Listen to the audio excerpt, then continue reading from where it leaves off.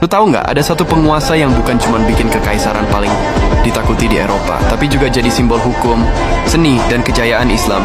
Namanya di Barat dia dikenal sebagai Sulaiman the Magnificent, tapi di dunia Islam dia dipanggil Sulaiman al-Qanuni, pembuat hukum. Kisah hidupnya bukan cuma soal penaklukan, tapi tentang bagaimana kekuasaan, kecerdasan, dan cinta bisa berdiri di puncak dunia sekaligus menyimpan tragedi di baliknya. Sulaiman lahir tahun 6 November 1494 sebagai putra Sultan Selim I, penguasa Ottoman yang keras. Sejak kecil, Sulaiman dididik bukan sebagai anak bangsawan manja, tapi sebagai calon penguasa dunia. Ia belajar bahasa Arab, Persia, Latin, hukum Islam, sejarah, filsafat, dan strategi militer. Di usia muda, ia sudah jadi gubernur provinsi, belajar memerintah rakyat, pemungut pajak dan menjaga stabilitas. Ayahnya menyiapkan dia untuk satu hal, tahta kekaisaran terbesar di dunia. Tahun 1520, Selim I wafat. Sulaiman naik tahta di usia 26 tahun. Dunia mengira dia bakal jadi sultan biasa atau terlalu halus, terlalu terpelajar, memberi masalah besar. Dalam waktu singkat, Sulaiman memimpin ekspansi paling agresif dalam sejarah Ottoman. Beograd jatuh, Rhodes direbut. Hungaria juga sama di pertempuran Mohacs. Tentara Ottoman berdiri di gerbang Wina, membuat Eropa gemetar. Untuk pertama kalinya, Kekaisaran Kristen sadar, Ottoman bukan lagi ancaman regional, tapi kekuatan global. Namun kekuatan Sulaiman bukan cuma di medan perang.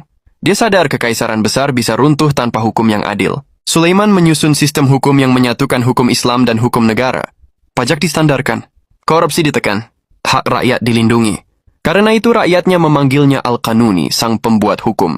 Ironisnya, penguasa yang paling ditakuti, musuh justru jadi pelindung hukum bagi rakyatnya sendiri. Di puncak kekuasaan, hidup Sulaiman berubah oleh satu perempuan, Hürrem Sultan, mantan budak dari Eropa Timur yang cerdas, ambisius, dan berani.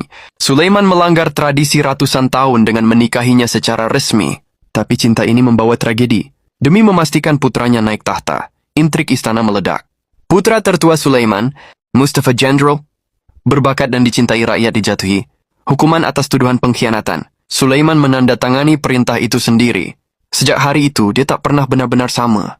Tahun-tahun terakhirnya diisi dengan peperangan panjang, kesehatan menurun, dan bayang-bayang penyesalan.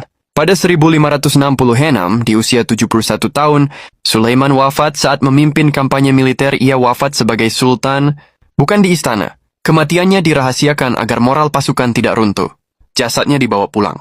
Bahkan dalam keadaan wafat, dia tetap memimpin. Sulaiman meninggalkan kekaisaran.